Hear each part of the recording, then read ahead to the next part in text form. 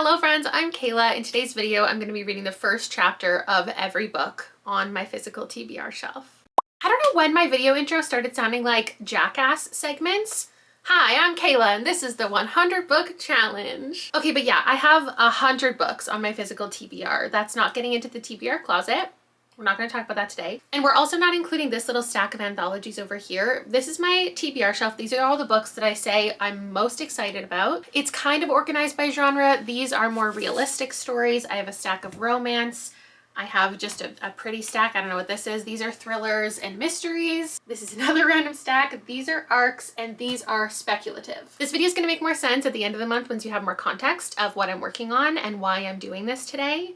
But rather than including this as a segment of that vlog that I'm working on, I'm just going to make it a standalone video. And I'm interested in giving you my first impression of every single book that I have on these shelves. Now, I think the first chapter of a book is normally somewhere between 10 and 20 pages. And if I have 100 books to get through, that's 1,000 pages, which if I read 100 pages an hour, it would take 10 hours. So we're potentially embarking on a multiple day video here. But I'm going to introduce you to the book title and the author. I'll read the first chapter and I'll tell you what I think. I'll also give it a ranking out of 10 for intrigue. Let's actually fact check this really quick. First book on my TBR. How many pages am I committing to? Okay, that one was 17. Okay, this one was only 8. This one doesn't have chapters at all. So from my sample size, I am worried. Okay, if it doesn't have a traditional structure, let's just say I read the first 10 pages. I do think a few of these will be available at my library or Scribd, so I will be listening to the first chapter. But this afternoon, I'm gonna start with trying to complete this entire section right here. Book number 1 is Exit West by Mohsin Hamid. Since I don't read the synopsis of books a lot, or I bought them a very long time ago, don't remember what they're about. I think it's a love story.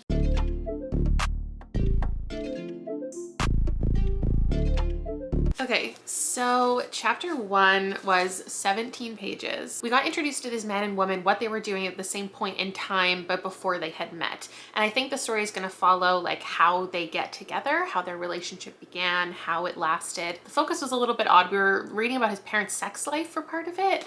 I am interested in these characters and the relationship. I'm going to give it an 8 out of 10. Book number 2 is I Love You, But I've Chosen Darkness by Claire Vaye Watkins. 11 pages in, I want to be more interested in this than I am because I love the writing. I just don't know that I care about the plot and this woman finding herself like alone in the desert after having a baby. The setup was fun to follow. She was filling out, fun. It's about depression. Like she's filling out this questionnaire about her pregnancy and her birth. There was this interesting moment where they talk about failure to thrive in infants, and her husband is like, what a ridiculously lofty standard. Us as adults, would you even say that we are thriving? I don't know why she ends up leaving her family. I don't know what she's gonna learn on her trip, but I'm giving it a 6 out of 10. It's so beautiful. I want to read this. Book number 3, Where I End by Sophie White. I don't know what I just read. That was 15 pages. And there was a prologue that described this island. And then the first chapter described the people on this island and her house and her mother and how they are the same thing. I think her mother is dead, but her body is in the house, and the things that they are doing to her body and the descriptions of her body are extremely uncomfortable. It sounds like there's a lot of inbreeding, and so people have kind of abnormal appearances. There was a lot of almost horrific description without this feeling like it's gonna be horror. What's the plot? No idea. 8 out of 10. The Iliac Crest by Cristina Rivera Garza is a story about gender. This has extremely short chapters. That one was only 5. It looks like the next one is 2. And the first just set up exactly what the synopsis did. There is this man alone in his house. A woman comes and knocks on the door. He lets her in due to like finding her attractive and being bored. I'm as intrigued as I was reading the synopsis, so I'm gonna give it an 8 out of 10. I'm interested to see how the interrogation of his life and gender goes, and also a second stranger is supposed to show up on his door, and I just want to know what the point is. Book number 5 is Passing by Nella Larson, which is about a Black woman in America passing as a white woman.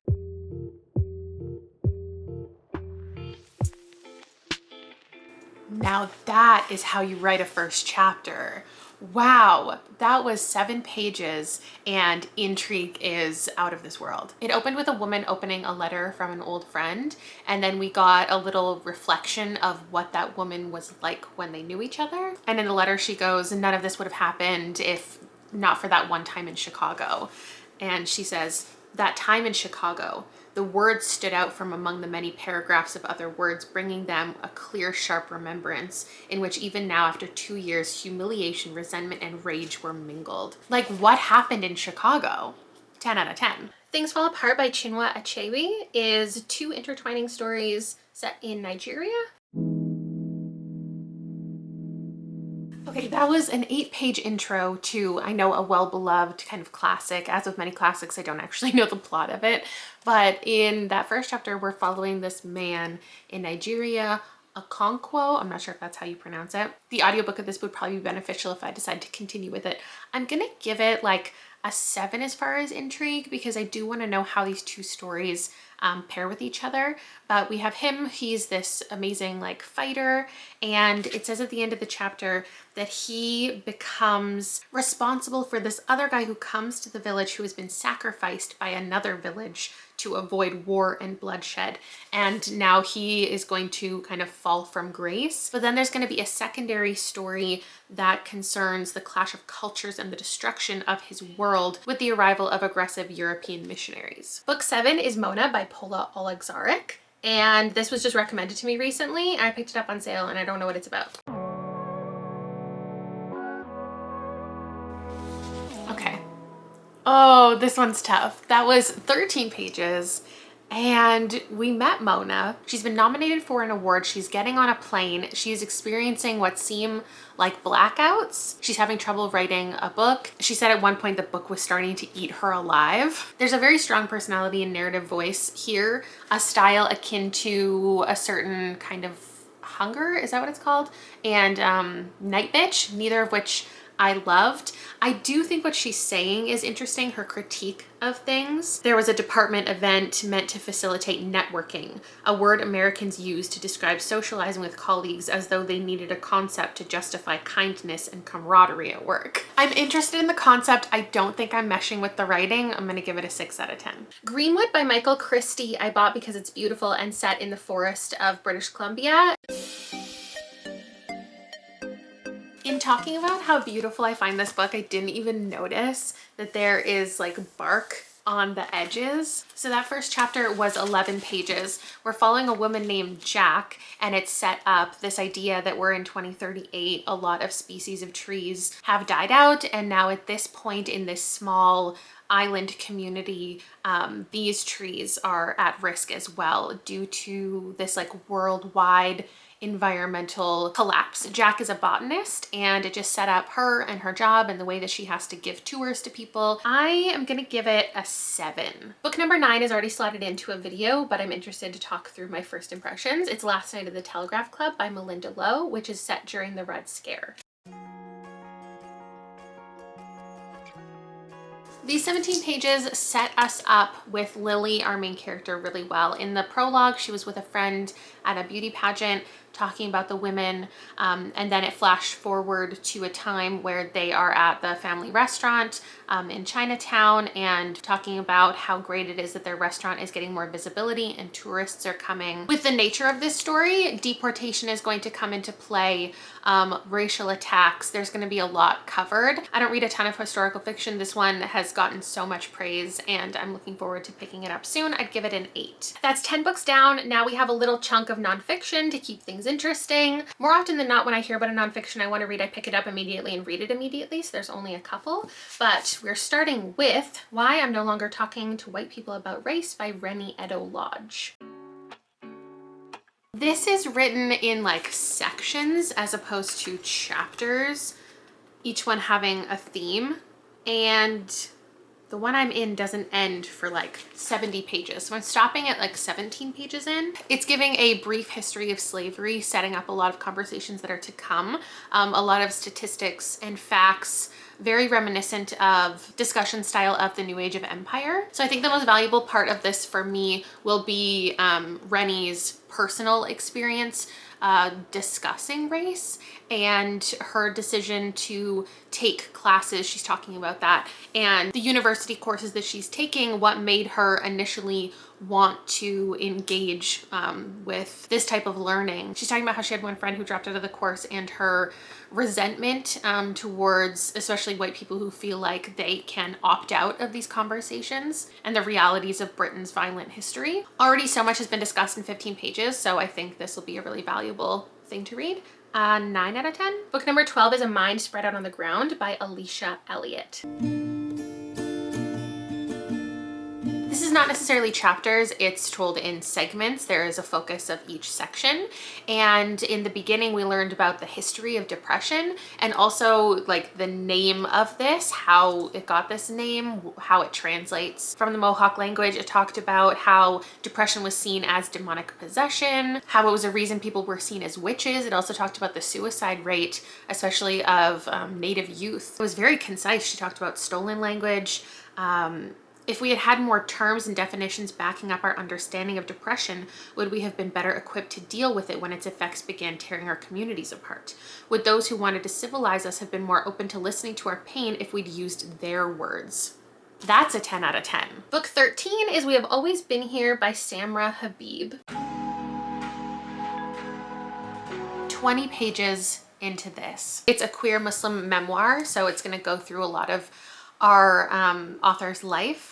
And it first talked about, I think, what's basically her first time witnessing what autonomy and free will is, and her experience with seeing her mother. Her father changed her mother's name from Frida to Yasmin because he just liked it better.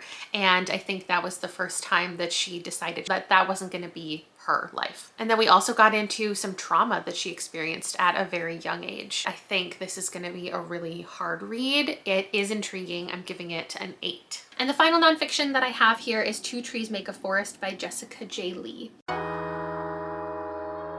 This one was 20 pages. I listened in tandem with the audiobook just now because it introduced a bunch of characters and I wanted to hear what the language sounded like, because it opens with the idea that language barriers play a prominent role in this story. And I already love it because we have a history of China and Taiwan. We have a map, like the introduction of things, the inclusion of different characters. I think I'm really gonna like the structure of this. And then also talked about the author's regret not getting to know her grandparents better, taking them for granted, not knowing their stories and her family history the way that she feels like she should have. The realization that the past was quickly dissolving gave me an urgency to the task of knowing it.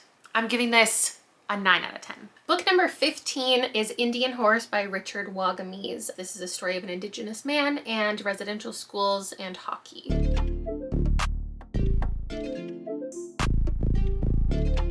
3 pages. That's it. 3 pages and it's a 10. I absolutely have to read this. Stunning writing. He really just introduced himself. That's all those 3 pages were. My name is Saul Indian Horse. I'm the son of this person and this person. My people are from the Fish clan of the Northern Ojibwe, the Anishinaabe, we call ourselves. The old ones say that our long straight hair comes from the weaving grass that thatch the edges of bays. Our feet and hands are broad and flat and strong like the paws of a bear. He is an alcoholic and getting help for that, wanting a better life for himself. I don't know if we're gonna flash back to different things, I'm assuming, but that was stunning. I think I already messed up my counting. This is book 15.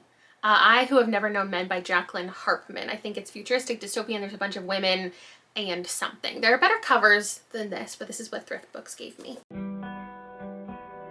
Okay, I'm stopping at 17 pages in.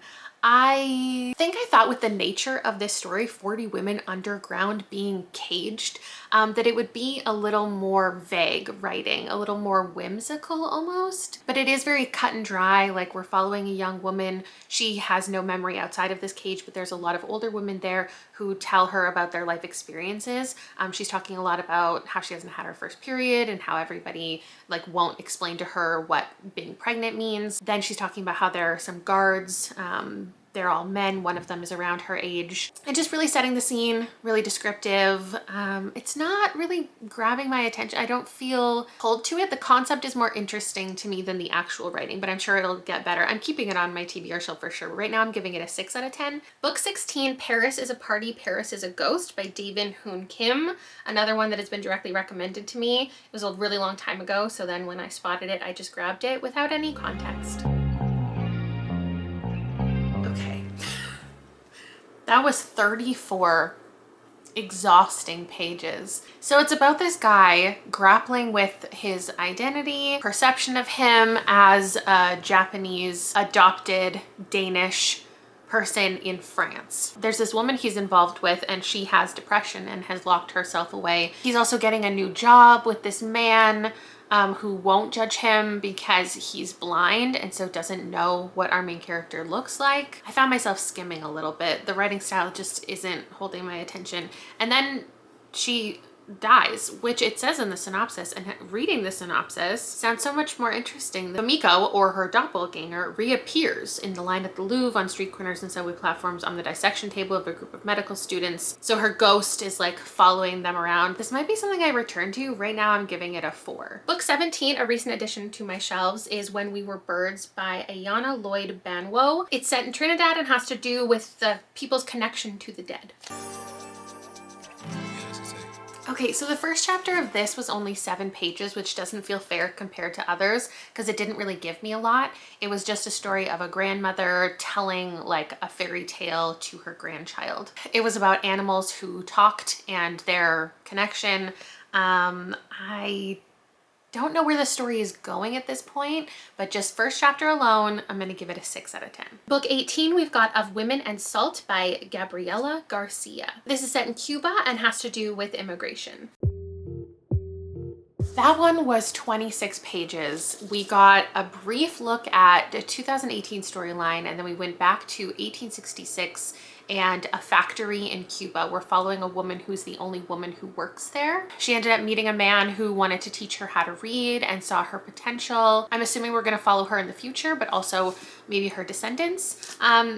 I'm gonna give it a 6 out of 10 for just initial intrigue. Book number 19, The Gone Dead by Chanel Benz. In this one, I believe a woman inherits a house and then finds out the truth about her father's life. I'm surprised not even Bonnie Turpin narrating the audiobook made me absolutely need to read this. I think I'm giving it a 6. There is a young woman. I don't know why I said young. I don't know how old she is. Oh, yes, I do. The synopsis is 30 years later after her dad died when she was 4. So she's 34 and she inherited her dad's house. So she goes there. It's not everything she expects.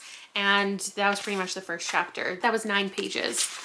Next is Lola. Don't know who Lola is, but the first chapter was Billy and it's set in 2003. So I don't know if we're jumping between a bunch of different timelines or what the real plot's gonna be. I'll read it eventually. It's not at the top of my list. Book number 20, we've got How Beautiful We Were by Mbolo Mbu. This is set in a fictional African village that is being destroyed by colonization. I checked out the audiobook for this one, and when I looked up if it had an audiobook, I saw the original cover and I remembered why I wanted to read this, because it had hands on the cover and that was something I was really into a couple years ago. I'll tell you right off the bat, this is a 10 out of 10. I am so intrigued. So we're in this village and there's a whole group of people who are going to these meetings put on by the people who are ruining their village. And they keep bringing them into these conversations, how like, we're gonna see progress and we're gonna see change and we don't want any of you to be sick and we have your best interest at heart, we promise. Yet children are still continually dying. They're continuing to be poisoned and nothing is happening. Then there's this madman, is what he's referred to as,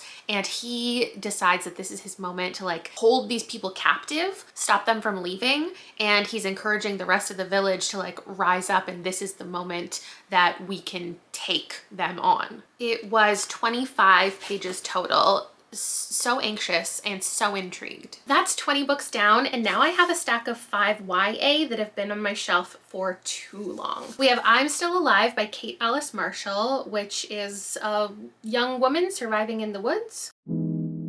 So this one, we just got to know Jess. She is taking a trip to Alaska. There's a before and an after. In the before, she's just arriving there. She's there to meet her dad at the airport, but instead he sent a friend of his. And so this weird other guy is picking her up. And in the after, she is surviving in the woods. She has a dog with her. The house is burned down. It says in the synopsis her dad is dead, but we haven't talked about that. It says she knows who killed her father and she wants revenge. If not for having read Kate Alice Marshall before and the intrigue within the synopsis that I know that it's a revenge story, I might not have continued. But this author writes horror-y stuff, so I'm just interested to see where this one goes. Right now, I'd probably give it a 7 out of 10. And that was 18 pages that I read. Next up, The Marvelous by Claire Kahn is about a group of friends, I'm assuming. I feel like they're participating in a challenge. Maybe they have powers? I don't remember. This one's so tough. Those 15 pages were intriguing enough. I would give it a 7. I wish that these were adults because I think the story could have been more interesting if we aged them up a little bit because they feel like new adults. The writing definitely feels youthful and it says it's YA in the synopsis. It's about this woman who runs an app and she has been gone for a while and comes back. Occasionally she invites people into this like game, and if you come and join her and spend time with her, your life will be like perfect after. It's got some Charlie and the Chocolate Factory vibes. Like we're following a couple people waiting to be chosen, and now we're gonna see them attending this event and like probably how unhinged this woman is. I think we're talking about like fan culture and parasocial relationships. I think it sounds interesting, but I don't get the feeling it would be like super highly rated from me by the end. Next is Darius the Great Is Not Okay by Adib Khorram. All I know about this is it's a teen boy finding his place in the world. All right, that first chapter was 9 pages. It's about a teenage boy who works at a tea shop, and then one of his bullies comes in. They have an interaction, and obviously I've heard amazing things about this, and therefore that's what makes me want to read it. I think this was sent to me actually unsolicited, but I've always held on to it. I'm gonna give that a 4 for intrigue, just because it didn't give me a good idea of the story that's to come or give me anything that made me absolutely have to continue. Book 24 is Notes from My Captivity by Kathy Parks. There is a girl who gets maybe kidnapped, also set in the woods. 12 pages into this, there's a girl who's going to go on a trip to Siberia. Her mother is trying to talk her out of it. Her brother is jealous she gets to go. There are these like people, legendary hermits rumored to live there. I guess she's going to be held captive by them. The first chapter ended though with them almost hitting someone with their car and then nobody saw the person. I don't know, the concept, it definitely intrigued me years ago when I picked this up. Right now I'd probably give it a 6. I don't know if I'm gonna read it. And book 25, Switchback by Danica Stone. Another one set in the outdoors. It has to do with rock climbing and survival. 25 pages definitely sounds like a lot for her first chapter, but the spacing is pretty big and there was a lot of text messaging back and forth. So we're following 2 best friends who are going on a school trip. They're going for a hike for 2 days. And that initial chapter was just setting up the whole trip, what they're gonna be doing there, their friendship. The writing did absolutely nothing for me. I think there's gonna be a lot of talk about like Harry Potter and Dungeons and Dragons to come. I do wanna read more outdoor hiking stories, but I'm just leaning more towards adult ones these days. 3 out of 10. Next up is Mother, Daughter, Widow, Wife by Robin Wasserman.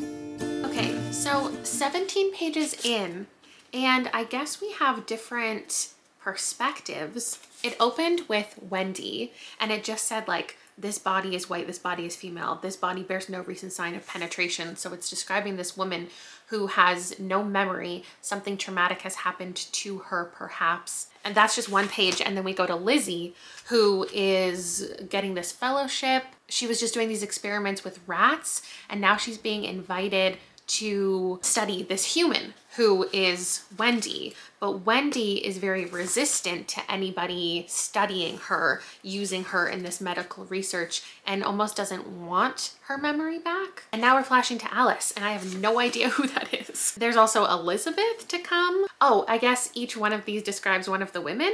It makes me want to pick it up one day, but not immediately. So 7 out of 10. Such a Fun Age by Kylie Reed. I can't believe I didn't take the sticker off of theirs. I feel like I should start updating you on my mental space. I'm tired, that's all I know. 19 pages, and this is so intriguing. I think I'm gonna give it a 9. I knew what the synopsis was, and the first chapter really just was the synopsis. It's following a 20-something Black woman, and she is babysitting for a white family. And at the grocery store, somebody accuses her of kidnapping this child. Somebody films it, and then she calls the dad to come like save the day. And that was pretty much it. So all I read was the synopsis, but in narrative form, and I'm hooked. Like, that's impressive. There's just something about the writing style that is really grabbing me, and I want to know what's going to happen with this video, because the video goes out and the mother of the child, like, there's something implicated within the video that makes their relationship tense. Next, we've got Indians on Vacation by Thomas King, which I think has to do with some people on vacation, and tracing an ancestor. 22 pages in that one. We're following a husband and wife as they're on a trip together, and he's reflecting on all of his various like illnesses and injuries that he's had. He had surgery recently, got his salivary glands removed, and talks about his mouth being as dry as the Okanagan. That's where I live. I love Mimi. She seems like a very aggravating person to travel with, and she's full of all these fun facts, and she shared my favorite fun fact, which is that in the Humpty Dumpty rhyme, at no point does it say that Humpty Dumpty is an egg, and yet we all see him as an egg. I'm giving that a 9 out of 10. Book 29, The Night Diary by Vera Hiranandi. This one might be middle grade. There's a map, and there's a girl finding her place in the world. So I just read 11 pages because it's written in a series of letters. So I read the first couple letters, and it is following a girl named Nisha, and she's talking a lot about her younger brother, their relationship with their parents. The story itself is set in 1947 when Pakistan and India divided. Nisha and her family become refugees and embark on a dangerous journey by train and foot to reach a new home. So all I've gotten is a little introduction to the family. I think this is something I would probably hold off and read with Liam, but I'm gonna give it a 7. Then we've got number 30, Little Eyes by Samantha Schweblin. I read Fever Dream, loved it, picked up 2 more things from her. This one looks like short stories, but I do think they're all connected in a way that like all our souls are connected. I don't even know what to say about this. So the first story had to do with 3 young women and them interacting with this stuffed panda bear that has like a camera in it. That's what the eyes are referencing. There's someone controlling the creature, I think. I don't think the creature is actually speaking to them, but I don't really know. So I looked at the next story, and they're talking about the creature again. It's a completely different part of the world, different story. These creatures are called Kentuckis, and I guess each one is going to be about a different character talking to the creature, engaging with the creature, maybe creating the creature, being the person behind the scenes watching the cameras. I'm gonna give it a 9 because I need to know what's happening, what the goal of this is. Is it about like surveillance and how everybody's watching everyone nowadays? No one can keep any secrets. Okay, book 31, East Coast Girls by Carrie Clutter.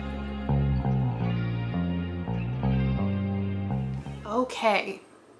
That was 33 pages, and if I thought about the books that I assumed I would maybe unhaul at the end of this was on my list. The last time I read from this author, it was a YA, new adult kind of story, It was very slow and sad, and I didn't really know the genre of this. I feel like it's kind of a mystery, a slower friendship drama, and I'm so intrigued. So we got a prologue, which has to do with these 4 characters who go on this summer trip together, and they plan to always go back on this summer trip every single year. But then suddenly we're flashing to 12 years later, and one of the women, Hannah, is with her husband who's in a coma. Something bad happened on or at the end of that original trip. Something happened to one of these 4 women, because I think we're following only 3 of them. So there are some secrets within this friendship, and one of them calls up the girls and is like, we are finally getting back together. We're going back on this summer trip. And there was a line that referred to the night that changed them all.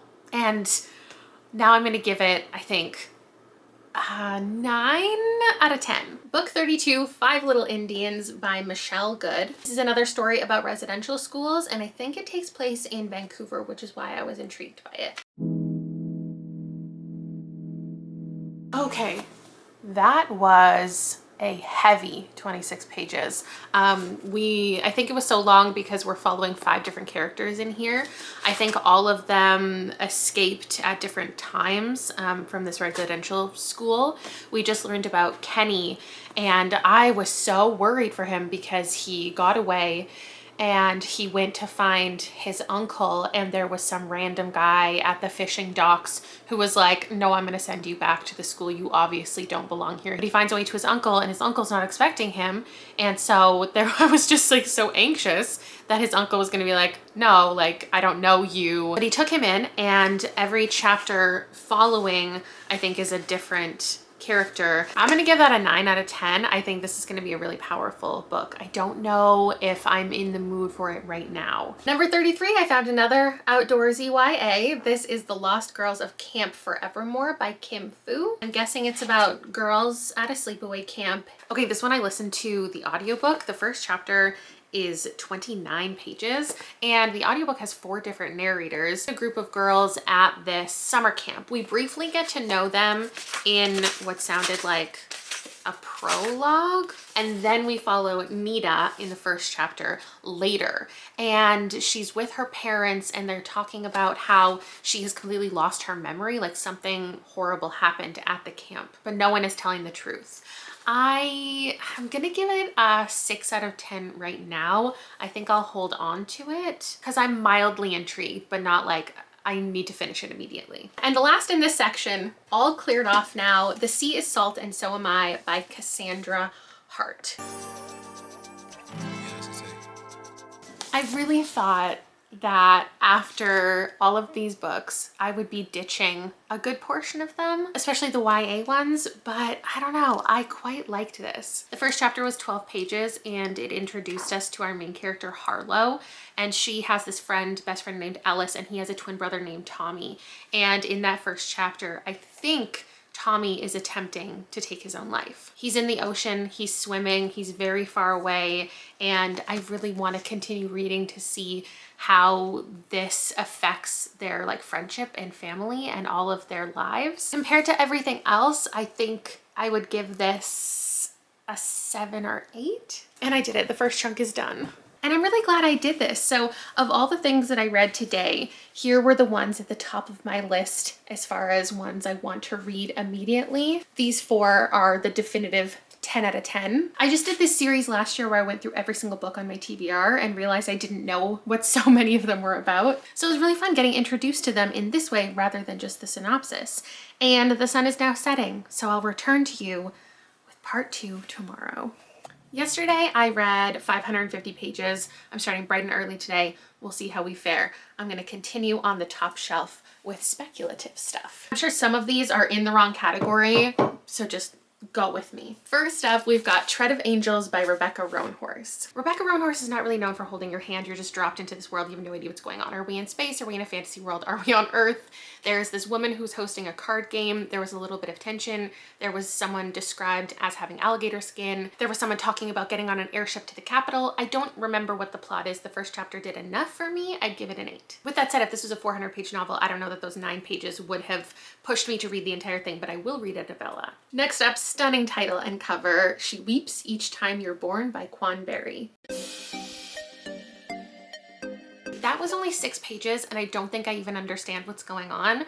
The synopsis talks about this person named Rabbit who has the ability to speak with the dead, but then the first little chapter was from the perspective of someone who didn't seem like Rabbit, who was looking for Rabbit, but also said like Rabbit was born the same place I was at the same time I was, so maybe it is Rabbit. It's set in Vietnam. There are interesting maps and histories.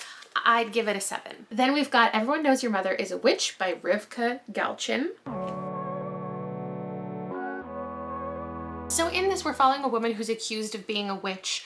The chapters are short. I decided to read 21 pages because every chapter or section that I read, I brought it down a number from intrigue being a 10. And I wanted to read on and solidify that this writing style is not for me. It's very direct to reader, which is sometimes fun. I just don't know that I like the narrative voice. She has no idea what's going on. She just got invited to come take this curse off of somebody, and then she ended up being accused of putting that curse on somebody. She's trying to convince people she's not a witch. She's having issues with her daughter-in-law. There's a lot of gossip around town. There's stuff about running a business, but also there was werewolves. I'm sure it gets more interesting. I don't think I like the style, and I'm going to give it a 4. And this is really just giving me an excuse to dust my bookshelves, so I'm excited to be clearing them off. This is Lobizona by Romina Garber. We've got another story about werewolves next. Shapeshifting is not often my thing, but I ended up just reading 2 chapters because I am intrigued. The family's Argentinian, living in Miami. They're dealing with ICE, and she said, no matter how many borders we cross, we can't seem to outrun the fear of not feeling safe in our own homes. I'm loving the language. The book also has already referenced 100 Years of Solitude, which I'm also reading the first chapter of. We have a teenage girl. She's talking about a metamorphosis she experiences at the full moon related to her period, but also that she's like transporting to a different place when the metamorphosis is happening. Those 14 pages, I'm going to give a 9. Continuing on, we have Reluctant Immortals by Gwendolyn Keist. In this story, we've got Bertha and Lucy, who are immortals, and they are the women who have survived Mr. Rochester and Dracula. At least that's what I thought it was. They are still very much in their clutches at the beginning of this book. And I think this is going to follow their escape. She said there are tales of Rochester and Dracula books and movies, ones where B and I have been mostly written out, deleted from our own story, our own lives. Every time I turn around, it seems there's another version of Dracula, another casting call for nubile young women, corseted and blushing and breathless for him. He's become an unlikely hero, a blood-sucking James Bond, and I've become less than a footnote, the disposable victim who should have known better. It's a 9. Book number 40 is the most recent addition to this section of the shelves, The Last Tale of the Flower Bride by Rashani Chokshi. 11 pages in, I have only seen 2 ratings for this come in. One was a 1-star and one was a 5, and I was so apprehensive going in. That gets a 10. We have a character who's looking for a grimoire, wants to meet up with this person named Indigo, and then they meet up. He finds out it's a woman. There's this interest in sirens and seductive fables. They have a drink together. One of them makes you tell the truth. It was very fun, and the last line of the first chapter is, and only then did I realize she'd drawn blood. So intrigued. A book by one of my favorite authors next, Mongrels by Stephen Graham Jones.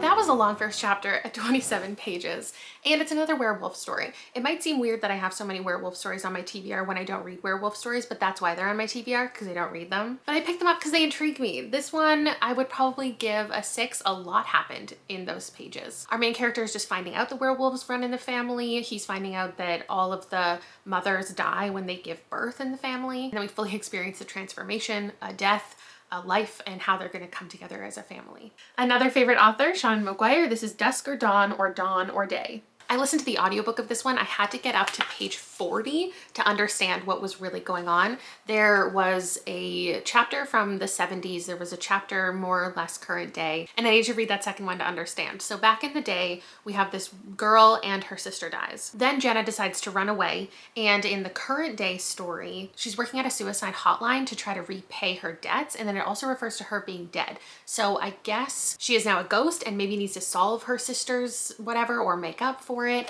The first chapter, I would give a 5. The second one, I would give a 9. So I'm now interested to continue, but it was a bit of a rough start. The finale to the entire Raven Cycle Dreamer trilogy by Maggie Stiefvater is next, with Grey Warren. That was 11 pages and went exactly as I expected. I'm giving it a 7. Like, I know I want to read the finale to the series eventually. I still enjoy the characters, but the Dreamer trilogy is just never going to be as good as the Raven cycle. We just met a new character who we don't know, and I hate when a new character is introduced in the last book. What that did solidify for me is that I absolutely want to reread the other 6 books before this one. Next up is A Taste of Gold and Iron by Alexandra Rowland. So that was 30 pages, and if I had to select some books that I would predict would get 10s, this would have been on my list.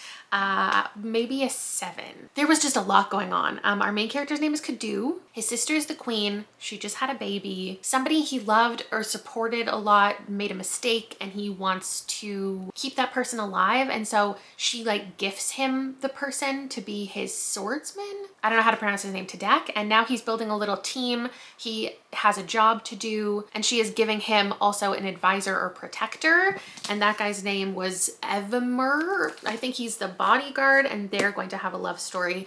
That was obviously like high fantasy, but just a lot of things that went over my head that I don't know if I can put the intrigue any higher. And book 45, one that I had hoped I would get to read in the Goodreads Choice Words for Horror last year but didn't make it, The Hollow Kind by Andy Davidson. We're gonna have to hope that the thriller mystery books have very short first chapters because the speculative ones are incredibly long. This was 40 pages and I am hooked. 10 out of 10. It's horror. It set things up very interestingly. There was a prologue, incredibly ominous. And then in 1989, we're following this woman named Nellie who moves into her grandfather's house with her son. I think they're escaping a bad situation with her husband. And it had the perfect setup for this spooky house. There were spiders, there were rats. The kid had a bloody nose. There was a spooky piano. They hit a bear with their car. It really had it all. But now the next chapter, we're switching to 1917. And I don't know that I want to do that. I want to stay in the spooky house, but I am intrigued. Next up, this thick book, Ordinary Monsters by J.M. Miro. Huh, I didn't see that coming. 20 pages in and I am not interested in it. There is a pregnant teenager who hops aboard a train and then finds a baby with powers on that train. She takes the baby with her, they find solace, there's a group of people and she's caring for this child. I think I would read on maybe a few chapters just to solidify it, but there's something about the writing and the pace of it that right now I'm giving it a 5. Next up is Wrong Place, Wrong Time by Gillian McAllister. 15 pages in, the action really kicked off right away. That's something I love about a time loop story, is you find out the mystery immediately and then the rest of the book is the slower burn of constantly going back and trying to fix what happened. Basically, the son murders a man in front of his parents. They're waiting up for him. They see him coming to the house and then he stabs this guy. The police come and arrest him and he's like, yeah, I stabbed that guy. Again, it's just a longer version of the synopsis, but it's a 10. I'm intrigued. Another thick one I'm thinking has a pretty long first chapter is Fairy Tale by Stephen King. 20 pages in, the pace is hot. It starts with a young boy losing his mother and then his father is an alcoholic. So he ends up really taking care of himself, and I thought that would mean that this is portal fantasy, so I thought the portal would open, it would be his escape from the real world. But then his dad gets himself together midway through the first chapter and they seem to be having a good time together. And at the end of the first chapter, the boy is now going to meet this man in this house and he has a pet dog. Now I don't know in what circumstances the portal's going to open. I'm gonna give it a 7. Next up, we've got the apocalyptic story, Black Tide by Casey Jones. Now I knew this was an apocalyptic book, but those 15 pages having nothing to do with an apocalypse did it for me more than I thought it would. I'm gonna give it a 9. We have Beth, who is house sitting in this really fancy neighborhood, and she kind of forces herself upon the neighbor. He seems a little reclusive. She is set out to seduce him, and she does. I get the feeling that they both have some secrets, and the next chapter is gonna be from his perspective, and I really wanna continue on. So it's a 9. And in the 50th spot, my Literally Dead book club pick for March, The Spite House by Johnny Compton. Thank goodness this is a 10 because it's a book club pick and I would be devastated if I wasn't interested. We got a description of this man and his life with his 2 daughters, them finding the initial listing from somebody looking for someone to come in, be the caretaker for this haunted house. There's a lot of references to this man running from his past having a disappearing act. Maybe he's going to be on the news. I will say I didn't know that the daughters were going to narrate their own chapters, so I don't know if that makes me more or less intrigued, but that first chapter was a 10. Book 51 is another big one, Babel by R.F. Kuang. I listened to the audiobook of the first chapter for Babel. I'm pronouncing it the way that the author pronounces it. I know that if you are in the UK and if the author's in England, she says Babel. The audiobook also says Babel, but she says Babel. I think the audiobook was a great choice though. I'm enjoying reading it in tandem. There's lots of things to look at, but there are footnotes and another narrator, a woman, comes in and reads the footnotes to us, which is very fun. So there's a young boy, his family has died, there's a plague, and there's this man who secretly has been providing him educational resources his entire life, I think, unbeknownst to him. And then when his family dies, that man is taking him in and providing him an education. So it'll reference something that he is learning, and then the footnote will come in and explain what the text actually means. The first chapter was 18 pages, and I'm gonna give it a 9. Next up is Leech by Hiran Ennis.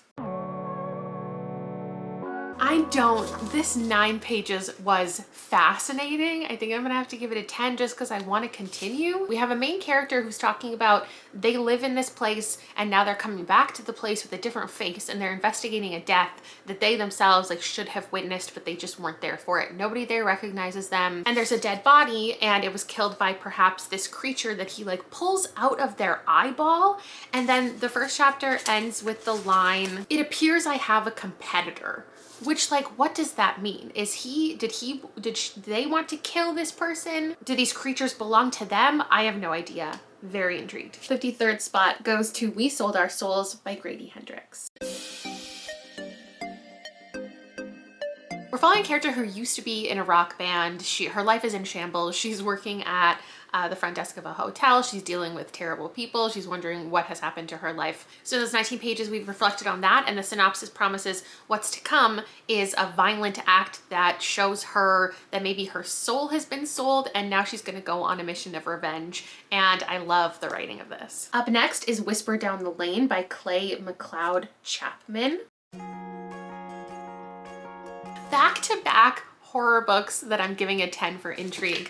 These 18 pages ended with this ominous note. It's set in Danvers, which I love. We're following an art teacher, and there is a school mascot, Rabbit, who has been murdered and displayed in the field. Our art teacher, Robert, thinks it's a message to him, and he's now reflecting on 30 years ago when something happened. Clearly him and his friends participated in something, and so the next chapter is going to be thrown back to the 80s. Writing has absolutely captured my attention, and I want to know what's going to happen in here, even though creepy child stories are not my favorite. We've hit number 55 with The Water Dancer by Ta-Nehisi Coates. This one was 9 pages, and I'm giving it a 9. We have a character named Hiram, and that first chapter was a near-death experience that he had with his brother who owned him. I think his brother died, and he has been saved by some type of force. Just the descriptions in here, there's no sensation like drowning, because the feeling is not merely the agony, but a bewilderment at so alien a circumstance. The mind believes that there should be air, since there has always been air to be had, and the urge to breathe is such a matter of instinct that it requires a kind of focus to belay the order. I don't know what the actual story is going to be about. I think it's following him throughout the rest of his life, but that initial chapter leaves my intrigue at a 9. Another very recent addition to my TBR shelf is Tomorrow and Tomorrow and Tomorrow by Gabrielle Zevin. We've got another 9. I don't want to say I'm surprised by this because obviously it's really popular, but I think it's that I can't explain what I love. There's something about the writing that is really quiet and beautiful. All we did in these 12 pages was see the interaction between two characters who haven't seen each other since childhood. They clearly have some kind of past together that we're not privy to, and she hands him a game that she created and he goes home to play it. It's kind of a weird feeling knowing that I'll enjoy this, but not feeling like I need to pick it up immediately. So it is a 9. Next up, the novel Tear by Erica McQueen.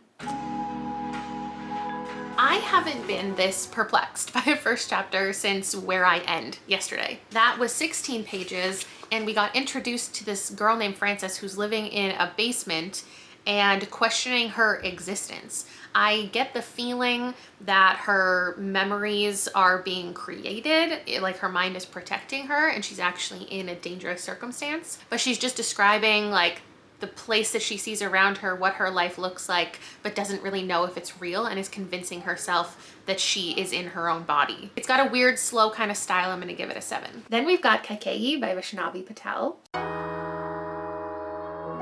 So that was 13 pages. At the beginning, there's a whole bunch of characters that we're going to learn about. Right now, we have this one young girl, I think she was 11 or 12, and all she has is male siblings. So when her mother disappears and leaves the family, she's now responsible for assuming her duties until she can be married off. But then she overhears this conversation, including her father, that her mother has actually been banished. I would say at this point, I'm as intrigued as I was reading the synopsis. I think it's going to be an interesting story, and I'm going to give it an 8. Number 69 is Outlawed by Anna North.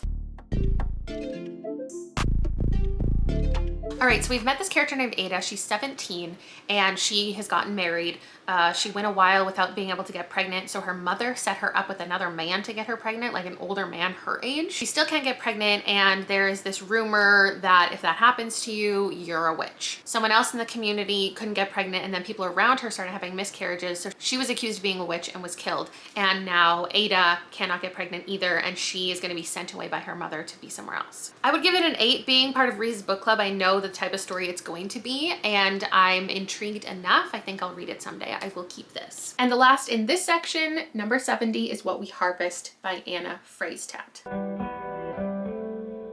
Those 9 pages were extremely atmospheric, matches with the cover. There is this blight, this illness, this infection that has taken over the crops of this village. Our main character, Ren, and her farm are under quarantine. Nobody in the town will really talk to her. Her parents are elsewhere when she notices the infection has reached her crops, and she has nobody to reach out to except for this friend or ex-boyfriend named Derek. And the next chapter is going to be interacting with him, maybe bringing him in, and they're gonna figure stuff out. There's a blurb on the back from Ashley Winstead saying it's unputdownable.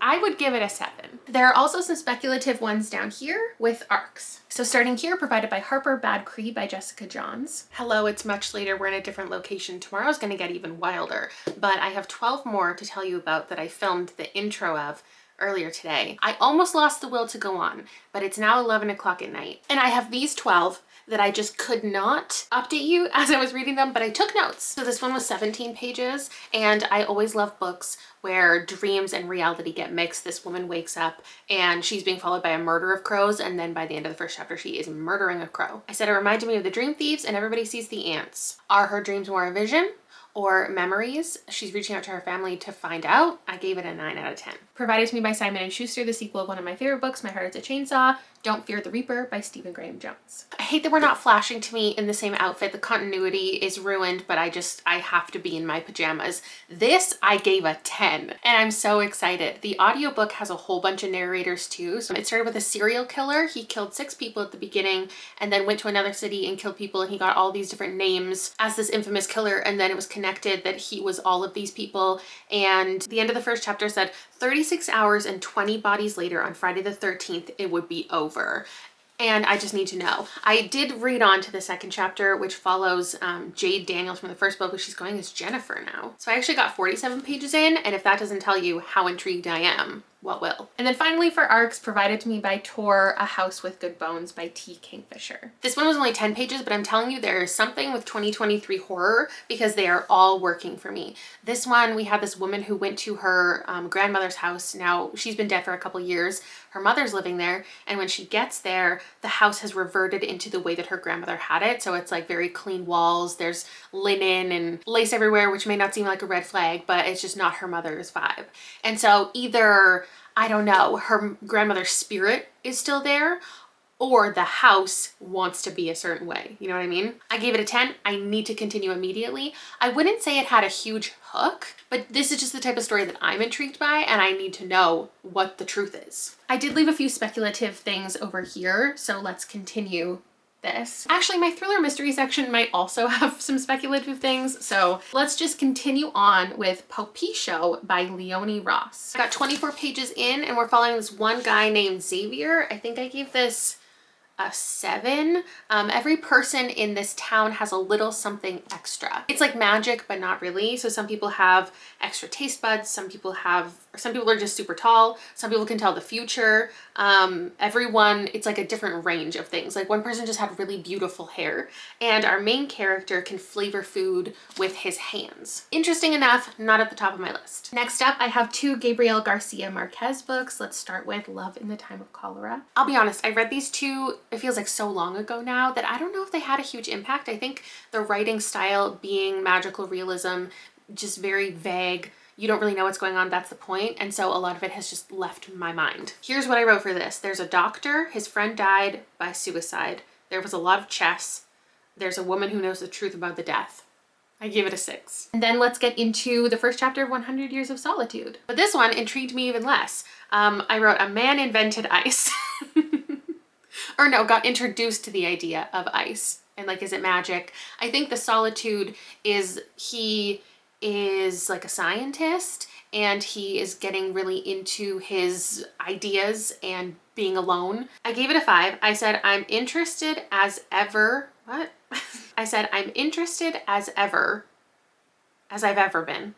More wanting to have read it than having an interest in reading it. That's how I feel about these books. Now this one was unfortunately in the wrong section. It should have been up here. This is His Only Wife by Peace Adzo Mehdi. Okay, in this one we had a wedding. It kicked off in Ghana and there was this woman, her husband wasn't there for the wedding, and there's this other woman that he lives with and she's meant to be like replacing her. I don't think they've even met. I gave it an 8 and it was 16 pages. And then let's just move swiftly along into romance because this one is also speculative. It is The Dead Romantics by Ashley Poston. This I didn't have high expectations for because I think this author has only written YA before and I DNF'd a book very quickly last time. But we have this character named Florence who is a ghostwriter for a super famous author, like one of the most famous authors ever. And the book opens with 16 pages of her going to have a meeting with the editor. There's a new editor who doesn't know that she is the ghostwriter, so she's like the assistant communicating with the author as far as he knows. And she needs an extension. He's not willing to give it to her. And I'm trying to figure out if they're gonna fall in love, or the synopsis mentions there's a ghost back home. So is it a love triangle, or I don't know. What I do know is I gave it an 8, which is true for the next couple romance. Next up is A Holly Jolly Diwali by Sonia Lawley. This one was a super short first chapter, but I also gave it an 8. 8 pages, a very basic setup, but I didn't dislike anything about the writing, so I feel like I'm in a good space. We have this woman who's unmarried and 28 years old, and her parents are talking about how they're concerned for her and they want to know if she wants to be set up with a guy that they know. That's literally all we know so far. At the very end, she said, okay, give him my number. Next up, one of my favorite YA romance authors, Casey West. I have Sunkissed. The setup was really cute. We had a girl going with her family to stay at this camp, and she has to borrow the shirt of one of the employees there because she spilled something on herself. And there's a boy there who's really cute and she feels this connection with him, and then she realizes that he thinks that she works there and is a fellow staff member. So now she has to pretend to be staff, and once he finds out, it's gonna be like a betrayal because he is talking shit about like the fancy people who come stay at the resort. It was 8 pages and I gave it an 8. We've got People We Met on Vacation by Emily Henry up next. I cannot for the life of me say this title correctly. Every single time I call it something different. People We Meet on Vacation. It kind of caught me off guard. I like Emily Henry, but I haven't had a 4 or 5 star from her. And the kickoff of this was really interesting because there is, I forgot the premise completely, didn't read the synopsis. So this girl at the beginning is going to this bar and she sees this guy and she goes up to hit on him. And I was like, oh my gosh, I got 23 pages in, that's the first chapter. And then it turns out that it's her best friend and she was just like, playing a game, being silly with him on vacation, and I guess they go on a trip every single year together, and something bad happened on this trip, but we're not privy to it, and then it's gonna flash forward next year or 2 years later, and they're gonna reconnect and we're gonna find out what happened between them. I'm guessing they hooked up and like ruined their friendship. I gave it an 8. And finally for romance, The Cheat Sheet by Sarah Adams.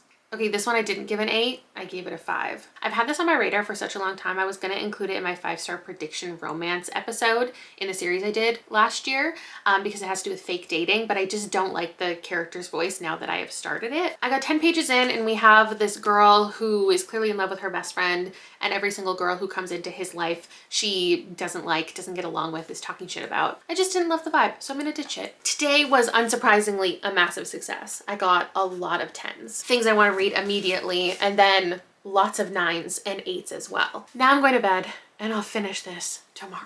Day number 3 of this experiment. We're 1,200 pages in. If I was making this video solely for entertainment, I would have read the first line or the first page and it would have been a much shorter video. But it's really beneficial to me to do the first chapter. I'm learning a lot. I'm just trying to gauge if anybody is still here at this point. Today, we're gonna be in the vehicle for 5 hours, I think, driving to and from hockey. And I'm gonna try to read all of these while driving, while being a passenger. I mean, these ones all here, I have access to the audiobook. And these 3, I've already read the first chapter of. So let's run through them. One of the Girls by Lucy Clark. The first chapter was just setting up this hen party, a bunch of women getting together before a wedding. And then there's these flash forwards of one of the women being dead and being zipped into a body bag. And they're like, I can't believe the weekend went this way. I read the first chapter in a try a chapter tag already. It's right here. And I think the nature of having read the first chapter and then not picked them for specific videos, I have to give them all a 5. This video was pretty recent. It was reading booktuber favorites.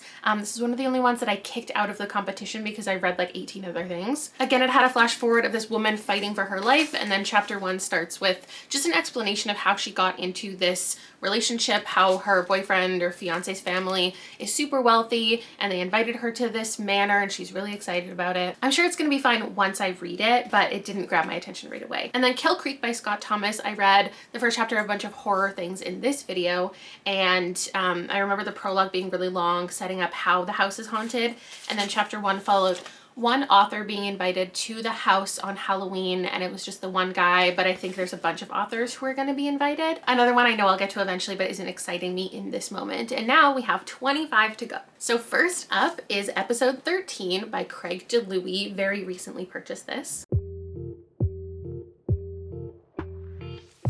So this one is epistolary. It is completely mixed media. So the first section was a little diary entry from this guy when he was a kid, and then it went into a blog post from him on this paranormal show that he does called Fade to Black. So I just stopped there at 12 pages, and then it goes into like a review of the show, emails, episode transcripts, and whatever else. He introduced us to the idea. I gave it a 10. I'm very intrigued.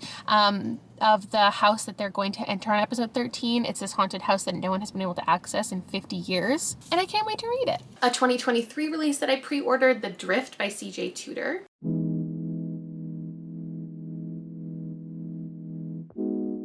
Okay, that one was 13 pages.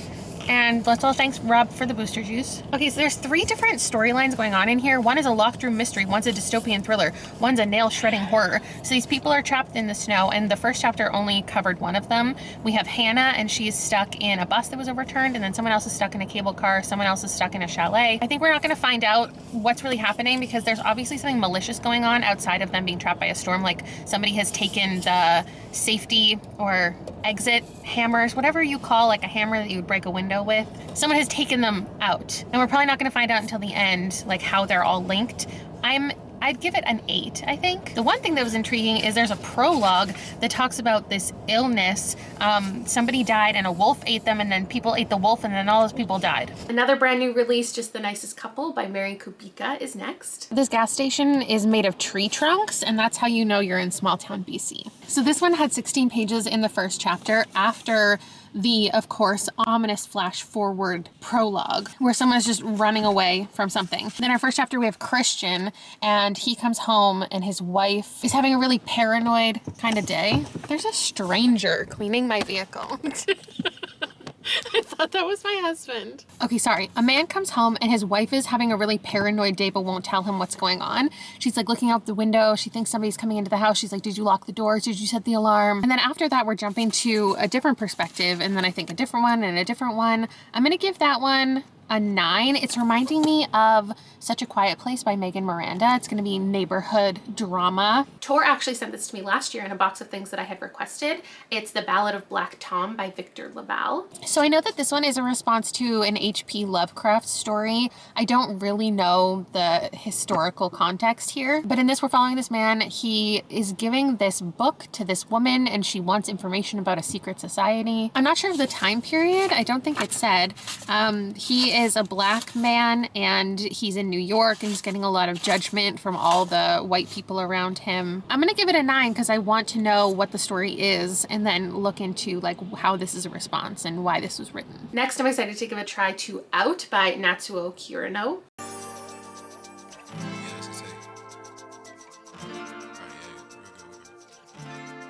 Was a super windy, snowy drive, but I completed the other 2 that I brought with me. So Out follows like a factory worker. They make packed lunches, and the first chapter was 13 pages. It introduced all of the key players, and there was this one woman who's having an issue with her husband, and I think she's going to kill him, and then everybody at the factory is going to help her cover it up. None of that has happened yet, so it wasn't a really intriguing first chapter, but it did set things up well, so I'm going to give it an 8. Then we've got The Inugami Curse by Saishi Yokamizo.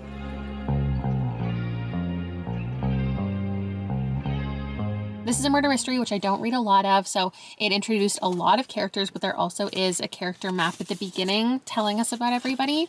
Then the first chapter was 16 pages. What did I flag here? Oh, beyond just introducing us to this family, it had very ominous things. So it was like, this is this person, they had these children, these people had these children. He failed to realize that everything, even gratitude, would embroil his own kin in a series of bloody murders after his death. So we have this head of family who has died, and his will cannot be read until his eldest daughter's son shows up to town or a year after his death. So I don't really know what's going on from here. I know this isn't the first book in a series, but I've heard that it's one of the best. So I'm giving it a 7 right now. Then all of these ones I'm not going to read with me, so I'll have to pop the photo on the screen, or I'm updating you when I get home. I'm not really sure. We've got 9 Perfect Strangers by Leanne Moriarty. Okay, home now. The game was good. The drive was not. It was snowy. It was rainy. It was slow. But this one, the first chapter was only 5 pages. And I think we're going to follow a bunch of different people who are all going to this health retreat together. All we got insight into was this one character where he was watching somebody have a heart attack. That's going to lead to this like retreat. I am not really interested in Leanne Moriarty at this point in my reading journey, so I was already kind of planning on getting rid of this one. And I am indeed giving it like a 4 as far as just those first couple pages. Next up is Pieces of Her by Karen Slaughter. Like Leanne Moriarty, Karen Slaughter is an author that I feel like I started reading a while ago, was into some things, haven't been interested in newer releases, so I figured I might be unhauling this one too. And I would say that the intrigue of the entire book is at like a 6, but that first chapter was probably an 8. Maybe I didn't want it to be because I don't know why we need 500-page thrillers. I like a shorter, punchier experience. But in this one, we got introduced to this mother and daughter. It was 23 pages. And they were at this mall and a person came in and tried to kill them. And then her mom took him down, diffused the situation, and now she's like, what is my mother's history? Like, what is her past? I need to find out the truth about her. Which is just not the most intriguing premise, which is why I haven't picked it up in the years that I've had it, but that first chapter was good. I've had this on my TBR for way too long, A Brief History of 7 Killings by Marlon James. I know this one is not a mystery thriller in its traditional sense, it just happened to be in that section because it felt the best. And it does have to do with killings and murder, but it's also like Jamaican politics and Bob Marley's life. Those first 15 pages were intriguing. I would probably give it a 7. It followed a young boy watching his parents get killed. But what did intrigue me was this prologue. I don't even know what it was. It was just this first section that seemed like it was written from the perspective of death and like commenting on all of these things, and it was so good. Curious if there's going to be more of that, so I do want to continue. This one I've had on my TBR for years, and then just last year I saw a whole bunch of people put it in their favorites video, so now I need to read The First Day of Spring by Nancy Tucker. 22 pages in, this one was completely my bad. I picked this up before I solidified my preference of not like liking evil children and mothers dealing with their evil children and evilness within themselves and all of that commentary. When I saw it on people's favorites lists, I didn't even listen to the pitch. I just saw it and realized I owned it and got excited about it without knowing what it was. So this woman not really liking her child and injuring her, and then, I don't know, trying to get away with it. And then we flash back to her as a child and killing another child. It's giving me the Push vibes, which I didn't like. I'm giving it a 4. Another new one to my shelves is Drive Your Plow Over the Bones of the Dead by Olga Tokarczuk. Oh my gosh, I just noticed somebody has annotated this one. How cool. I haven't gone to that page yet. I'm 1 page away from that. So 16 pages in, and I'm giving it a 10. Oh boy, am I intrigued. So people told me this is kind of similar to Death in Her Hands, and it's this older woman and there is a death. One of her neighbors died, and one of her neighbors is working with her to like get his body ready for the police to come because he was naked or whatever, and they want to make sure that he is well presented, and his death looks like an accident. They seem to have already figured out the cause, so I don't know what the mystery is going to be, but she does really dislike this neighbor. So I wonder if we're going to get kind of backstory. One that I've had for a while is up next, Eileen by Otessa Moshfegh. So obviously I read the synopsis of this when I first bought it, but I haven't since, and I don't really want to because I don't know what the plot of this is. We haven't been introduced to any real mystery. In the first chapter, we just learned about this woman and her relationship with her father. I read a couple pages into the next chapter because I wanted to see if we were going to be in this juvenile detention center that she works at, and we are. So I read about 18 pages. I think she's trying to find like purpose in life. There was something about the writing that really did it for me. So I'm giving it a 9, even though nothing really happened yet. We've got The Swap up next by Robin Harding. Again, I picked this one up upon release a couple years ago and have solidified my mystery preferences since then, and this just isn't something that pulled me in. We're following a teenage girl who becomes obsessed with this like local pottery teacher. Our main character Lo thinks she's just so cool and so interesting, wants to impress her, and then that's all we learned in the first chapter is her like going to the pottery studio, being enamored. And then the plot says she's going to meet her husband and they're going to get this, I think it's a couple years later, they're gonna get this woman to be the surrogate for their child or something. I'm gonna give that one a 4. I'm no longer intrigued. Another brand new purchase is next, The Villa by Rachel Hawkins. With some of the other genres, reading the first chapter was just about being introduced to the world and seeing if I meshed with the writing. And my assumption with reading the first chapter of all of these mystery and thriller books was, is it gonna have a hook? Is it gonna have something in that first chapter that makes me absolutely have to turn the next page and find out like how the mystery is gonna get solved? But the ones that I'm most interested in, it is just like the setup and the writing. Because once again, I don't even know what the mystery is yet, but I'm giving it a 9. After just 10 pages, we have these 2 women who are best friends. They're both authors, but in very different areas, genres, and success.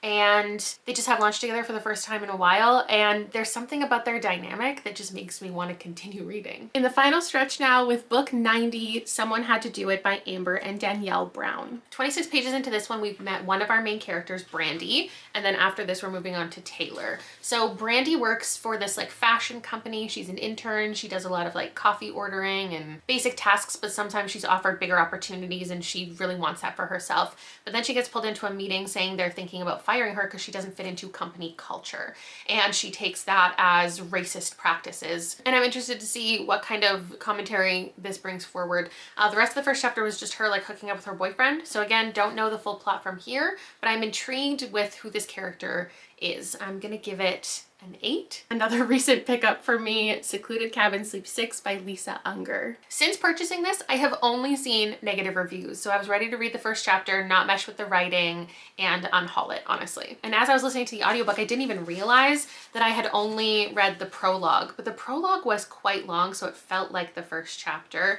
It was 26 pages. So I haven't technically read the first chapter, so maybe I should, but I'm hooked. Like, it had this family getting together, introduced all of the characters and their relationship with each other, all of the dynamics, and then somebody gifted them anonymously a DNA kit, and nobody will like cop to it being them. So someone in the family must be like questioning somebody else in the family actually being biologically related. And I'm just very fascinated to know how that's all gonna play out, if they're gonna take the test or what's going on with that. Maybe that's not even part of the book because it's not in the synopsis. The synopsis is about all of these couples who go to stay at this resort together. But right now I'm giving it a 9. Up next is Gnarled Hollow by Charlotte Green. I did not indeed have the audiobook of this. I don't even think there is an audiobook. The first chapter was 14 pages. I would give it probably a 6, but my intrigue in the book itself still feels like it's at a 9. There are all these authors being invited to this manor, but in the first chapter we just met this one woman who was trying to get there, and there was this like creepy guy at the side of the road who was like, nobody goes to Gnarled Hollow. At least that's how I interpreted it. If I had the audiobook, maybe it would have been different. But she seems to be traveling to this place and she like lost time getting there. Hours has passed when they shouldn't have, so that's why she was so lost. I think I'd give it a few more chapters. The writing, I don't know if it's meshing with me, but we'll see. It's tentatively a 6. Another spooky house story, 12 Nights at Rotter House by J.W. Ocker. Now this one, another spooky manor and a person going to write a book while they're in it. This one did it for me. I actually had to read the first 2 chapters because the first chapter was only a page. It was this man making a phone call to the person who owns Rotter House and him asking if he can come stay in it. And they have this just like silly back and forth banter that I really liked. And at the end of the phone call, she decided to let him into the house, and he's talking about writing a book and he wants to treat the house as like a sensory deprivation tank, go inside and never come out and write all of his experiences while he's in there, which no one has ever really done. And the last line of that second chapter, she asks how long he needs to stay in her house.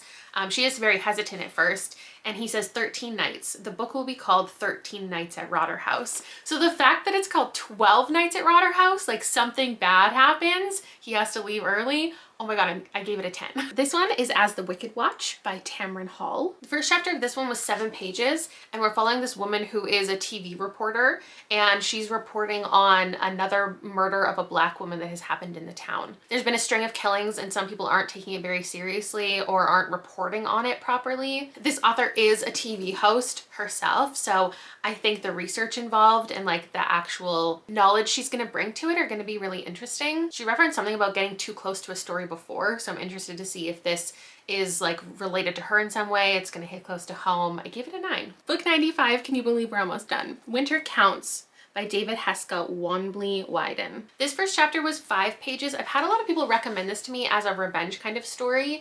It really got intense right off the bat. There was this man standing outside a local bar waiting for a guy to leave, and then he just like beat the absolute snot out of him. He talked about how horrible of a person he was, how he has been inappropriate with children. Obviously this is gonna have a good intent. I just don't know how it's gonna handle certain topics or how abruptly and bluntly it's bringing all of these storylines in. I gave it a 6. I was so hyped about this one when I picked it up and then never cracked the first page. So I'm excited to try out Tell Me Everything by Cambria Brockman. This one kicked off with a group of college students and it's their senior year and they're jumping into the ice cold lake together. It's like an annual tradition. They've been waiting their entire time in school to do this, and then we flash back to freshman year. And it was a weird first section because they all jumped into the water and then it seemed like they all came out, but obviously they didn't, or they're covering something up because the police arrive immediately after, and she gives this foreshadowing of like, police will arrive, ambulance lights will flash, we'll watch as a body is wheeled away, they will be right to question us. So it's like one of those group of kids maybe like kill a friend of theirs, and we're gonna get a whole bunch of different timelines. I am as intrigued as I hoped I would be. I'm giving it a, am I giving it a 10? The prologue was a 10, the first chapter was a 9, so I'm giving it a 9. I'm already planning to unhaul this one unless the first chapter goes really well, so there's a lot of pressure. It's The Hunting Party by Lucy Foley. The first chapter of this is literally 1 page. Like that's it. So I did read on into the second one. We are following a group of friends who are going on this couples trip together. It set up all of the characters, all the POVs we're gonna see, and then obviously we get one POV from somebody who works at this kind of resort because the first chapter opens with, we found the body of the missing guest. So someone's gonna die, someone did it, it's a locked door mystery. Everyone told me if I read the guest list first and loved it, going back to this wouldn't really do anything, and then I didn't love the Paris apartment, so this one I'm giving a 5, and I don't think I'm going to continue. Next, we've got These Women by Ivy Pachoda. Bonnie Turpin narrated the first section of this audiobook, which is a really nice surprise. It followed a sex worker being abducted.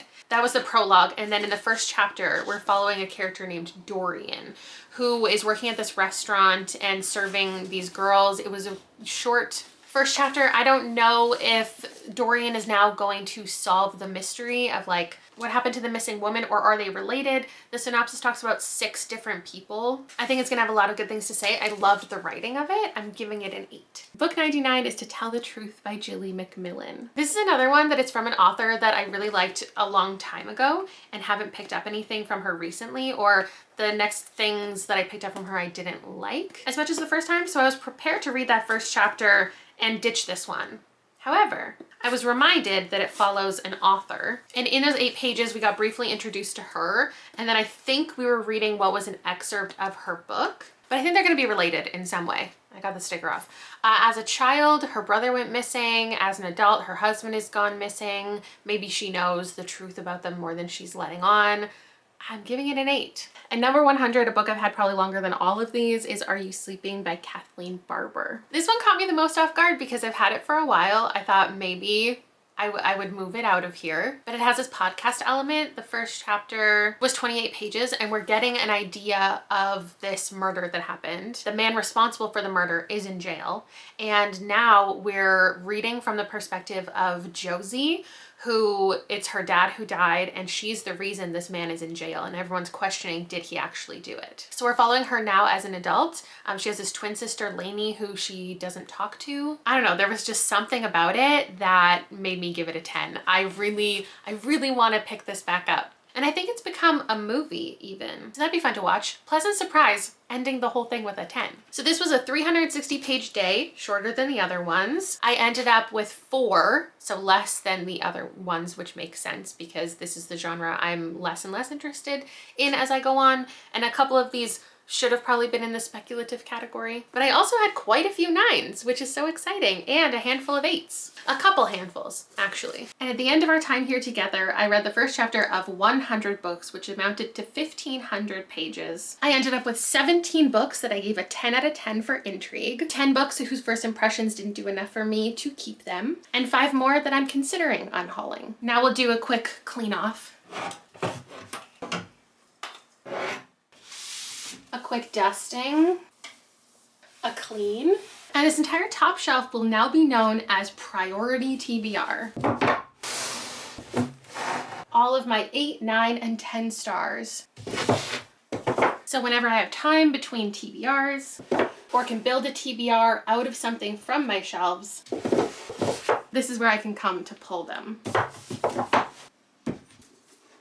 So we've got mystery and thriller books over here. These are all horror, fantasy, sci-fi, a little stack of romance, and then more serious things over here, novels and nonfiction. So that's everything that I'm super excited to read. There's so many of them. And now all the rest have returned. So the bottom shelf is 6 and 7s. I'm trying to figure out how I'll ever get to them if there's 56 books up here. I don't know if there's a challenge I could give myself within this, but I'm not gonna let that take over. I'm just gonna leave this as it is. So excited to be done with this. I could have read 3 to 4 books over this weekend if I was reading at the same pace as the first chapter of all of these. Thank you so much for watching. If you got to the end, give me a heart emoji, whichever one is your favorite, and I will see you later. Bye.